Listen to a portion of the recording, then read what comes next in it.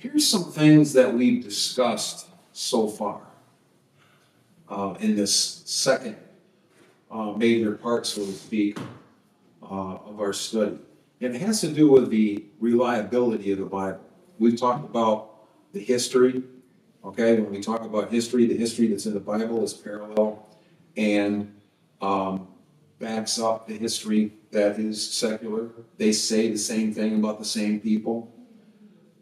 Archaeology, the cities in the Bible are the same as regular cities. In fact, a lot of times when the Bible talks about a city or a place, they can't find it, and then eventually, because the Bible says it, they go through and they end up finding it. Okay, so those are two important ones. We also talked a little bit about medicine, that the Bible, when it talks about medicine, it's not a medical book, but it's accurate when it does. And we talked quite a bit about predictions that were made about nations and how those nations, when the Bible makes a prediction about them, even though people may not follow the history through, if you do, you find out that everything that the Bible said would happen to that nation happens. None of these, like we've been saying since the very beginning of this course, none of these things specifically prove beyond a shadow of a doubt that the Bible has to be true, all right? But it gives a lot of evidence weighted on the side of the Bible being true, so we have to take that into consideration and not just reject it like a lot of people do. Collectively, all of these would make it seem that it had been written by one author, not by 40 different authors that the Bible, of course, was transcribed. It was written down on paper by 40 different various people. But to put things together, especially from this last one, the literary themes that run through the Bible, all right? There isn't a guy that lives at this date and then 200, 300, 400, 500 years later, another guy writes with the same theme. That's impossible, it seems to me, okay? We know that the Bible has one subject, it's God. We know that the Bible has one main theme, it's this promised seed that goes all the way through. And we know that its message, no matter who's writing the portion, is always the same. It's how a holy and righteous God can dwell again with his unholy people. That's the point that the Bible's trying to make all the way from Genesis all the way through to Revelation. But this evidence asks a whole different kind of poses a whole different set of questions that I think are the most important that we need to answer. They are such things as, did this seed really live? Okay. That's central to the Bible. It's central to Christianity. Was this seed Jesus himself? Did Jesus, this seed that the Bible seems to talk about, really live during the first century A.D.? And did he die by crucifixion like the Gospels say? And the final one, the one that is the linchpin of the entire book, is, did he actually raise from the dead? Because there's a dividing line. No matter what else you take in the Bible, if he didn't raise from the dead, then the Bible is a farce. If he did raise from the dead, then everything else that the Bible says is reasonable. Okay? Not just that there's evidence. That would be pretty proof positive that would have to be true. So, in other words, was Jesus who he said he was? To talk about this, first we must ask the question, did Jesus actually live? All right, was he actually a person? And there was for a long time a lot of people that said that he did not, that it was totally a makeup of a figment of different writers' imaginations. That's not real prevalent anymore, and I'm going to show you why, because there's too much outside evidence that shows that there was a person named Jesus that lived at the time. That's what we're going to talk about first. If he never actually lived, then the rest is worthless information. Is there any corroborating evidence outside the Bible that shows that Jesus was a real person? Matthew, Mark, Luke, and John, which are the Gospels, they have archaeological and historical evidence that points in that direction. For instance, we know from outside sources that there was an actual city of Nazareth that is claimed where Jesus was raised, right? That city really existed. And we know that families, we talked about this earlier, had to go to their place of origin, which is where Joseph and Mary, when she was pregnant with Jesus, had to go down to Bethany instead. So he was actually born in Bethany instead of Nazareth, which goes along with what the scriptures say for the census. We saw that that was actually something that was true, all right? They actually did that, even though people didn't think that that could be true. It is. We also know that the Roman soldiers did actually hold public executions by crucifixion. There's a whole lot of things that we know other than these. There's a whole lot of things that we know that are true that the Bible writers talk about. We know that they're true from other sources. Both the Gospels and other sources bring these things out. We also know that the Roman leaders mentioned in the Gospels are real people. The different Caesars, Pontius Pilate, Herod the Great, all right, Antipas, all of these guys, Herod Philip, these are all real people. And they're all mentioned in Matthew, Mark, Luke, and John. And when you get into Acts, there's other rulers that are mentioned that are real people. It tells us that Jesus could have been a real person.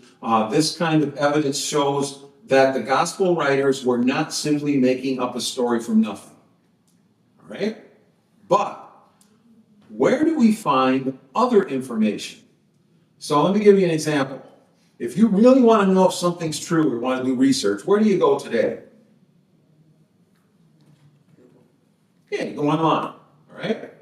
Before there was online information, before there was cell phones and even computers, where did you have to go? Books. Library to get books, right?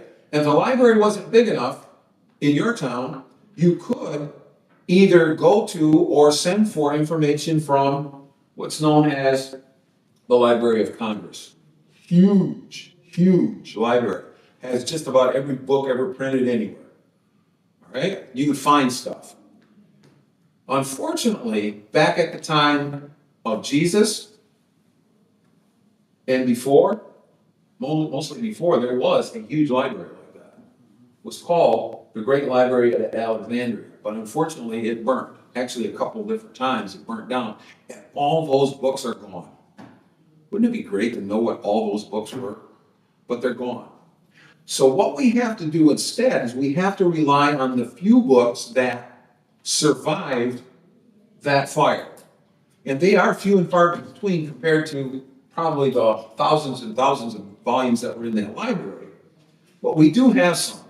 And what I want to talk about today is just 3 of them. All right? There's more than this, but I want to talk about 3. And that is Josephus, and I always used to call this Tacitus because it's a Greek name, and I was assuming Greek is a hard C. Some people call it Tacitus, which would be soft C, which would be Latin. I'm not actually sure which way to do it, but you're going to hear me say Tacitus because that's what I'm used to, right? And then the Babylonian Talmud. There's more than this, but these are the 3 that I just want to touch on for a moment.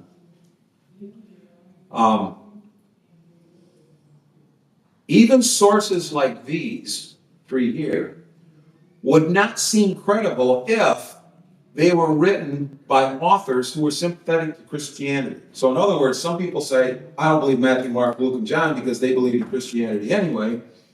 So, why wouldn't they want to just make up stuff? None of these 3 were Christians. In fact, they were antagonistic for the most part to Christianity. So if they mention something about Christianity, it's coming from a point of view that is not sympathetic with it. All right? Though Josephus and the Talmud are both Jewish, well, if you remember, the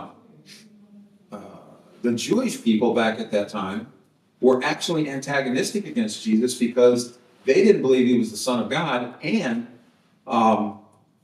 they in fact killed him because he claimed to be that. They actually put him to death because they said he blasphemed, or at least they had the Romans do it. And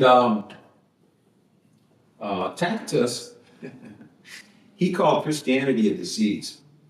All right? He wrote a lot to the emperor trying to figure out, all right, I want to make sure I don't break any rules here, but I want to annihilate Christianity. How do I do it? Is what I'm doing okay?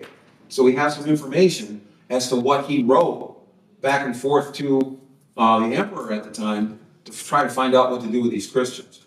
All right? So we know just from that a little bit that Christians, people that have come from Jesus, actually do exist. But Tacitus, for example, tells us that Jesus was put to death during the time of Tiberius Caesar. Now, we know when that is. Tiberius Caesar was a real person. He reigned from 14 AD to 37 AD. So now we've got a time frame that we know that Jesus must have lived during that time frame and died during that time frame. So we know that he's a real person because they talk about him and they give a time frame. But he goes on even farther when he talks about Pontius Pilate was there in charge of Judea at the same time, and that narrows it down even more from 26 to 36. So now we got a 10-year period of time that we know that according to outside sources outside the Bible, that this was really true. That means that according to historical sources, Jesus was killed sometime within a 10-year window, and at the time when the gospel writers actually said that he lived and died. All right? So there's no making up, as far as I'm concerned, the fact as to whether he really lived, just from that one source.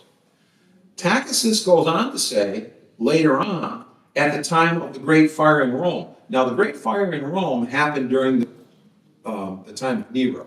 Now, we're talking now about 64 AD. So that's after Jesus by about 30 years. But here's the important part.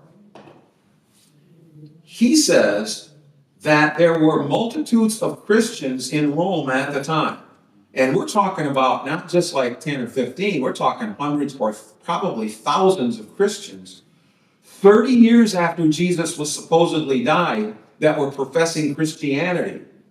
And what did Nero do? He hated that bunch so much that he took that bunch and he started using them as candles. In other words, he light them on fire in his gardens. Or he blamed them for burning the city of Rome down when probably he did it himself. And had a lot of them killed. And a lot of them went to what we now know as the Roman Colosseum, and were killed by all kinds of different horrible ways. That's only 30 years after Jesus, we know, lived and died. 30 years. How many in here expect to live until about 30 at least? Probably longer than that. So that happened within one person's lifetime. If that many people, multitudes, thousands of people had made it all the way from Judea to Rome, 1,500 miles, within 30 years, at a time when there was no internet, and there was no telephone, and there was none of that kind of communication, how did that happen if it wasn't true? You see what I'm saying? And they were so fervent for it that they died saying, I believe in it. Now, we're going to talk in just a minute briefly about the fact that there are people that say that the gospel message was changed over a long period of time, and that's when Jesus became Christ. But we got evidence that it happened within 30 years. You can't deny it because it's not only in the Bible in the book of Acts, it is in the historical records according to other great people that they know that this is true. So their assumptions cannot be right, is what I'm trying to say. Okay? Some skeptics make the claim that Christianity evolved over time. But as we just said, it couldn't have happened according to like a long-standing myth that got bigger and bigger and bigger, or some kind of a legend, because within 30 years, it was a huge thing. And people believed it so much that they died for it. Claims that core Christians' beliefs, such as the resurrection of Jesus, were inventions that arose over long periods of time and which changed as they spread slowly by word of mouth, cannot be true. There was, the first time I came in contact with this, I was in the 1990s. There was a series that came out, put out by PBS, called From Jesus to Christ. It was a 4-part series. I used to have it all on tape. I remember watching the whole thing more than once and figuring out that they're trying to show subtly, now it's accepted, but that was the first time I saw it on television. They're trying to promote the idea subtly that, yes, Jesus probably really lived, but he became the Christ over time because of what people said, not because of him rising from the dead. All right? And that's a real common belief nowadays. And I want you guys, as you go to college and stuff, or come in contact with friends, to be aware of this. Because there's people that believe in Jesus and say, yeah, I think he's a really cool guy, and he did a lot of really neat stuff, and I try to follow what he says. And they call themselves Christians, but they don't believe Jesus raised from the dead and that he was the Son of God. That's the core belief of Christianity. If you don't believe that part, I don't think you can call yourself a Christian. All right? Claims of the core Christian beliefs, such as the resurrection, they claim were inventions that arose over a long period of time and which changed through word of mouth as time went on. But the evidence, I think, shows otherwise. Tacitus shows that Christianity was popular almost immediately, just like Luke says in the book of Acts, right from the very beginning. It could not have evolved over time like some say. Instead, the message and claim about Jesus must have been well established before Christianity spread 1,500 miles all the way to Rome. And we know, I'm just using Rome as an example, because we know that it spread down to Egypt, we know that it spread to India, we know that it spread farther west over time into the German areas, or Germany at the time, but German areas in France. We know that that happened, all right? It started spreading everywhere. All right, let's talk about the Talmud. We'll switch gears from Tacitus to the Talmud. The Talmud is a commentary on other Jewish books, such as the Mishnah. These are Jewish books that are, in turn, supposedly commentaries on the Old Testament. They're Jewish books.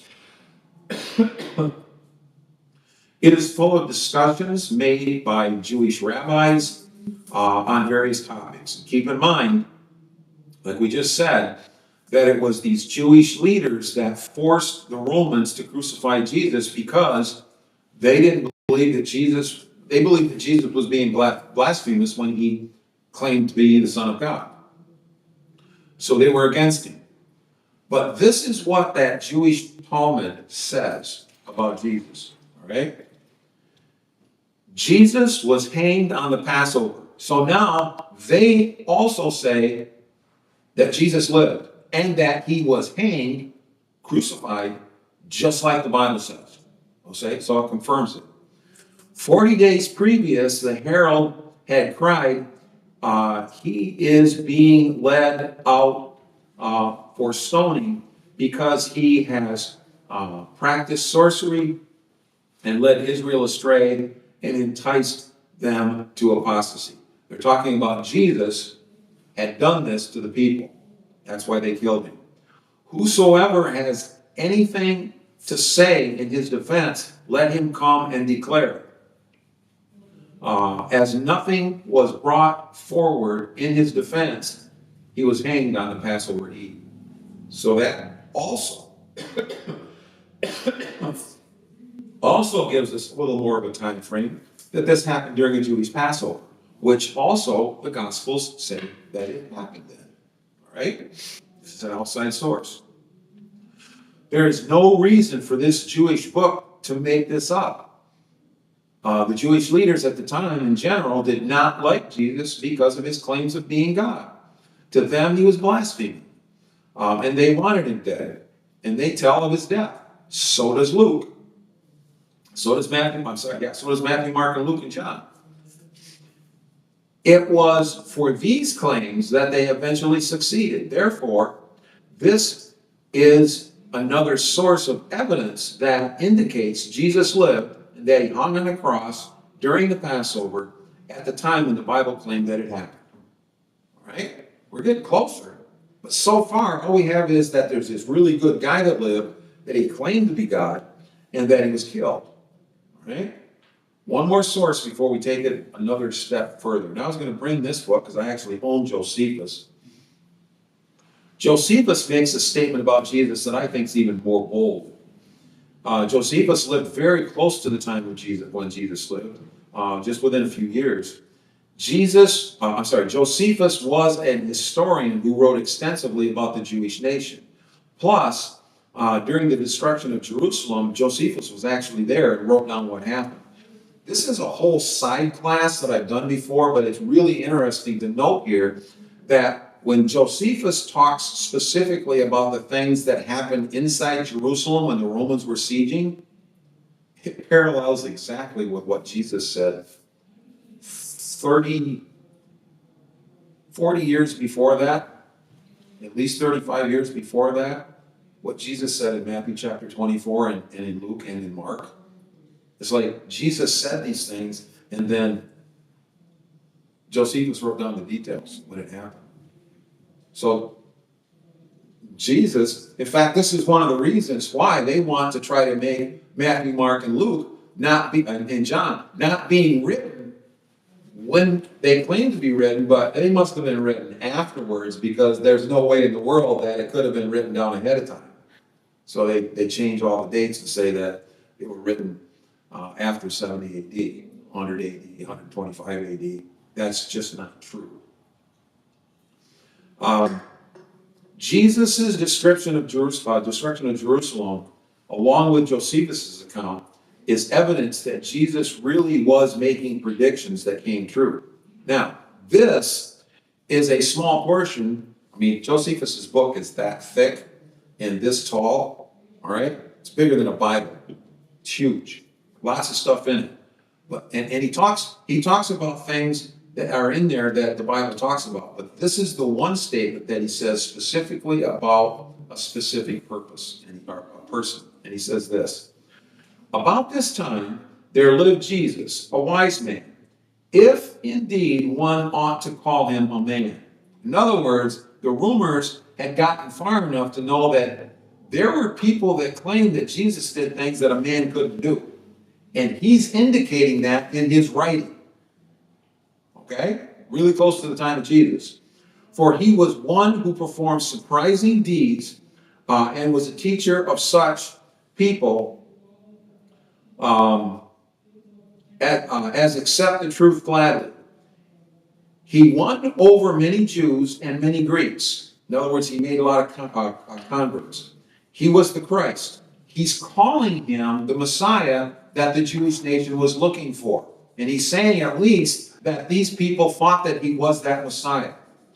And when, upon the accusation of the principal men among us, in other words, the Jewish leaders of the time, Pontius Pilate had condemned him to the cross, those who had first come to love him did not cease. In other words, just because he was put to death, Christianity didn't stop. He appeared to them, spending a third day restored to life, for the prophets of God had foretold these things and thousands of other miracles about him. And the tribe of Christians who so-called after him has still to this day not disappeared. This is after Jesus' time, and this confirms what Tacitus said about there being so many of them in Rome. Josephus is saying the same thing. Right? So the Bible's saying it, Tacitus is saying it, Josephus is saying exactly the same thing. They multiplied like rabbits. They were everywhere. All right? Now remember, Josephus, Tacitus, and the men that wrote that Talmud were not Christians. Josephus had no incentive to verify that what he himself did, verify what he did not even believe. Yet, what he says gives clear evidence that the Gospels in the Bible are telling the truth. Now, of course, none of these sources tell the most important part of the story. Why? Because none of them actually believe that Jesus was the Son of God and that he rose from the dead. Josephus comes the closest by questioning the fact there was, if you could even call him a man, there was a lot of people that believe these miracles happened, but he never actually crosses that line, calls him the Son of God. That's only done in Matthew, Mark, Luke, and John, as far as original sources. Jesus' disciples, along with as many as 500 at a time, okay, there's a place where it says there was 200, there's a place where it says there was 500, then there was the individual apostles, then there was groups of the apostles, then it was all the apostles. There was quite a few different sightings that Jesus made to people after he had resurrected. These people were first-hand witnesses of Jesus being alive again after he died. And it was, in fact, the resurrection that prompted them to spend the rest of their lives telling everyone this story. Everybody they came in contact with, they told this to. Historically, there is a lot of evidence that the gospel writers were telling the truth about what happened to Jesus when he was alive. But what kinds of evidence do we have that shows that he rose from the dead? First of all, of course, we have the gospel writers. They're telling, if they're telling the truth about other things, there's no reason to doubt that they told the truth about Jesus raising from the dead.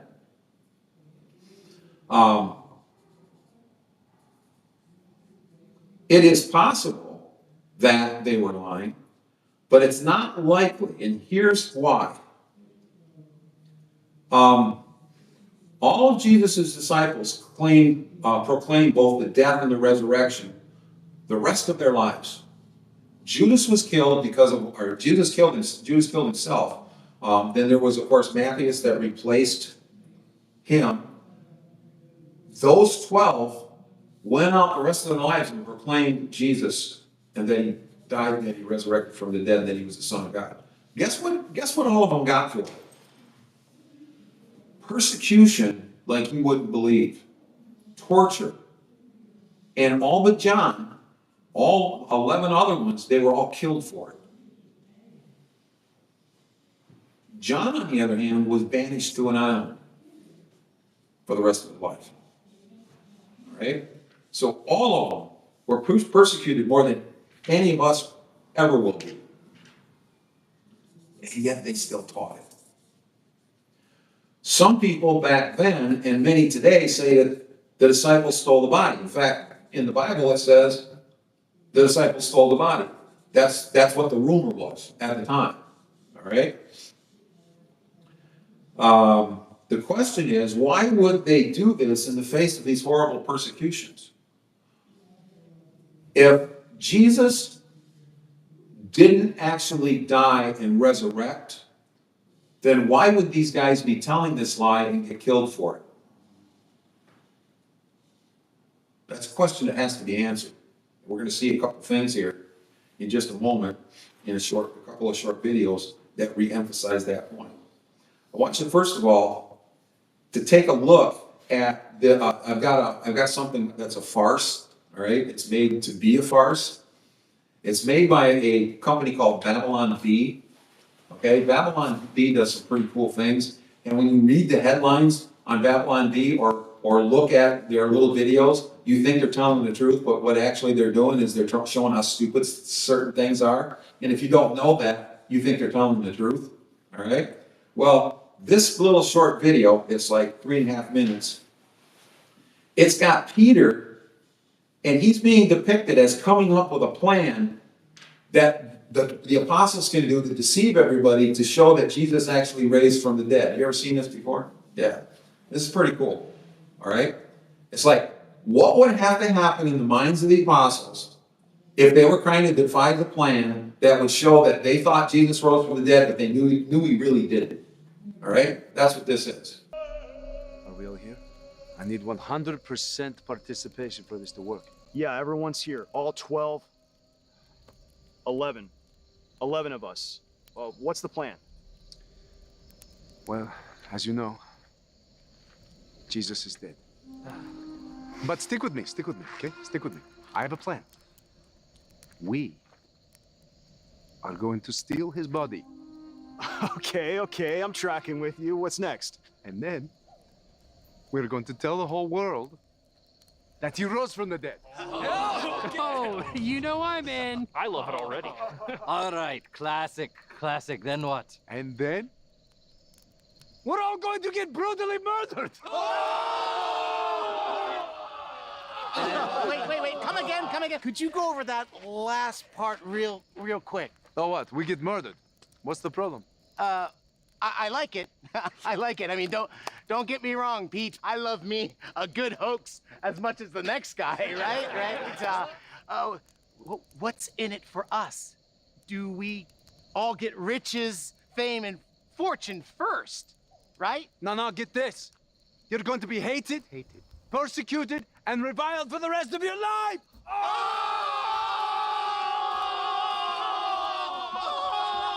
Okay, guys. Okay, fellas. Look, I gotta be missing something here, right? Okay? I mean, why on earth would we do this? Can we start over? Oh, okay. We'll start from the beginning. Everybody for John, the beloved disciple. So, okay. We go down to Jesus' tomb.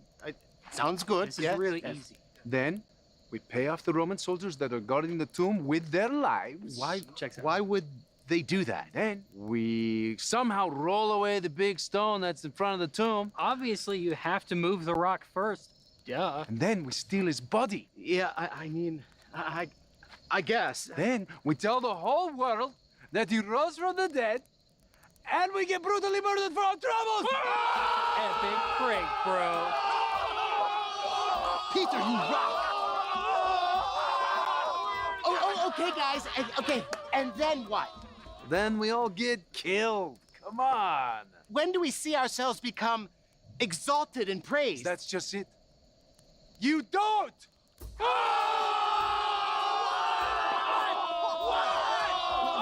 What is happening? Anyone hear what I'm saying? This is the most idiotic plan of all time! Chill out, bro. I mean, do I really have to explain the joke to you? Look, it's that we lie about Jesus' resurrection, and then we all die. How am I supposed to chill out when our heads are getting cut off? Or worse, what is wrong with you guys? Thomas! Okay, look, back me up here. I know you can't be cool with all this. I know you gotta have some doubts. Come on. Doubts? I would never have any doubts. Okay, you guys have officially lost it, okay? I am out of here. I'd rather be exiled to a deserted island than spend another minute with you wackos. Have I got some good news for you? It'd be a crazy idea for them to do that, all right? Very crazy. That's what Babylon B is trying to show. I want to show one more. And if this one doesn't work, then I'll just read the quote by this guy. Now, probably most of you don't remember this. You three. Do you guys ever heard of the word Watergate? Watergate. You have any idea what Watergate was? What is it? What was it? Which president was Nixon. Okay. Nixon. Allegedly, he bugged a Watergate hotel and he got impeached for it. Well, at least his people did, Yeah. right? He got impeached for it, and there was a lot of trials, and some of the guys actually went to jail. It was a big deal at the time, right? There was during the re-election, and he resigned in disgrace. Nixon did. One of the guys, this is Time Magazine article about what happened at the time. It was huge. I was younger at the time.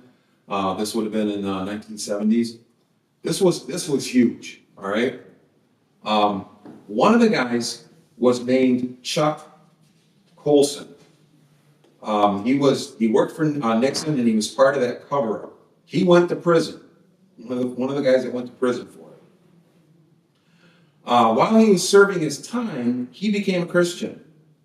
That's not always well known by a lot of people. The reason why he gives for becoming a Christian is rather unique. All right? This particular video, and if it doesn't word right, then I've also got the quote here, and I'll just read the quote instead. The reason has something to do with Watergate, which I find important. All right? I'm Chuck Colson with this week's 2-Minute Warning. I hope you and your families and friends have a holy, blessed Easter. I will, because I'll be in prison, as I've done for the last 30 years.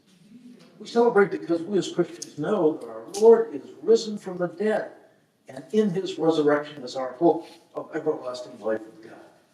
Indeed, as Paul writes in 1 Corinthians, the historical fact of Christ's resurrection is the only basis of our hope. Without the resurrection, our faith is futile. This is why critics of Christianity often try to explain away the empty tomb. They claim that the disciples lied, that they stole Jesus' body themselves, conspired together to pretend he'd risen. The apostles then managed somehow to recruit more than 500 people to lie for them as well, to say they saw Jesus after he rose from the dead. How plausible is this theory? Well, to answer that question, fast forward nearly 2,000 years to an event I happen to know a lot about, Watergate. You see, before all the facts about Watergate were known to the public, in March of 1973, it was becoming clear to Nixon's closest aides that someone had tried to cover up the Watergate break-in. There were no more than a dozen of us. Could we maintain a cover-up to save the president? Consider this. We were political zealots. We enjoyed enormous political power and prestige. And with all that at stake, you'd expect us to be capable of maintaining a lie to protect the president? But we couldn't.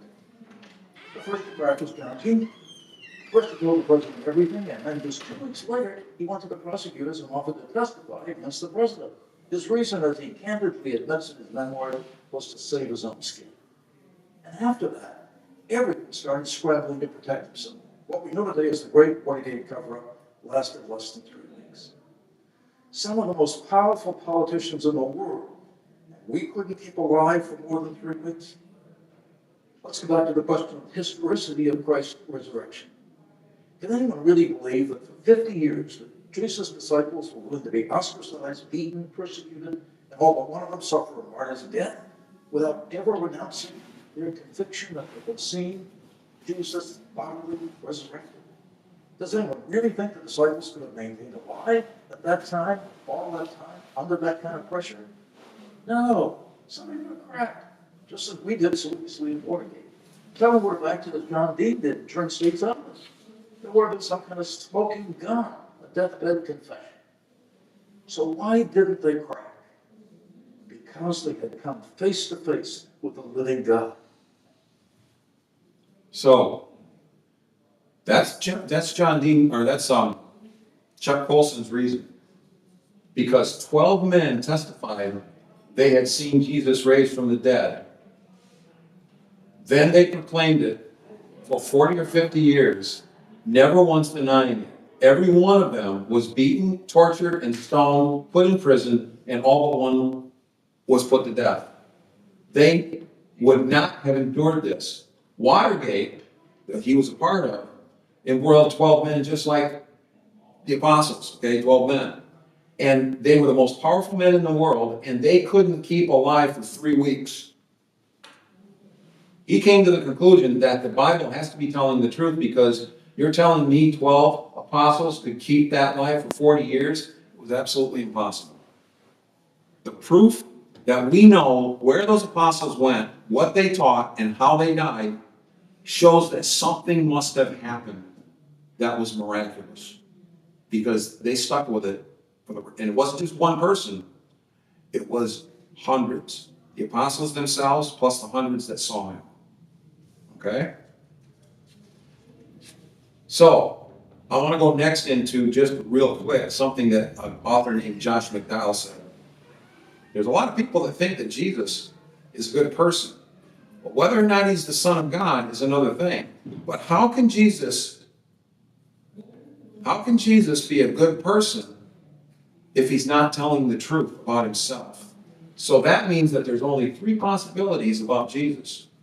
Either he was a lunatic because he believed he was deity, but he was not.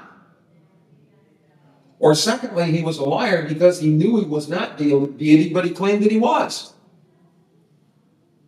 If one of the two of those are true, then there's no reason to think that he was a good man and that we should follow him. The only other logical conclusion that he was the Son of God, that if he was not lying and he was not crazy, that's our only option. I was going to spend a little more time on this, but I think you're going to get the idea. Not long ago, we talked specifically about, remember when we talked about the odds of something happening and how to figure probabilities? We actually used cards and dice and pulling stuff out of the bag and that sort of thing. All right? If you take all of the hundreds, and there's at least 300 specific predictions made about Jesus, not just the ones that were made about nations. We're talking about just the coming Messiah, just the promised seed himself. If you take all of those, there's at least 300. Right here on the screen, I have about 60 of them listed. All right, there's such things as he was going to come from the seed of woman. The list, you have it in front of you, shows where it was made in the Old Testament, where it was fulfilled in the New Testament. He was born of a virgin. He was the Son of God. He was the seed of Abraham. He was from the tribe of Judah. He was from the house of David. He was going to be born in Bethlehem. Herod was going to try to kill the children, which he got away from it because of course, his family took him to Egypt.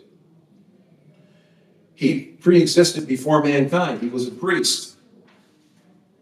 He was a judge and he was a king. On and on and on, all of these things, and 5 times more than what I've got listed, all predict what the Messiah would do, and all of them came true when Jesus came. Verbatim. All right?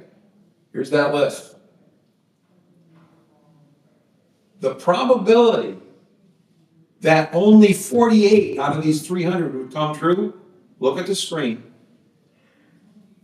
Somebody had figured the odds. If only 48 of these 300 plus prophecies came true, the odds would be 1 in 10 to the 157th power. That's only 48, but there's hundreds, 300 at least. This is way past the point of possibility. If you remember, the probability that is past 10 to the 50th is something that can never happen. Remember we said that? In other words, these all coming true, these were written down hundreds of years before Jesus ever lived. And then they all came true at a time when they were not written. And if that's true, then it's impossible that they weren't talking about Jesus and that it wasn't a miracle. Now, there are people that try to fight this. And they say such things as the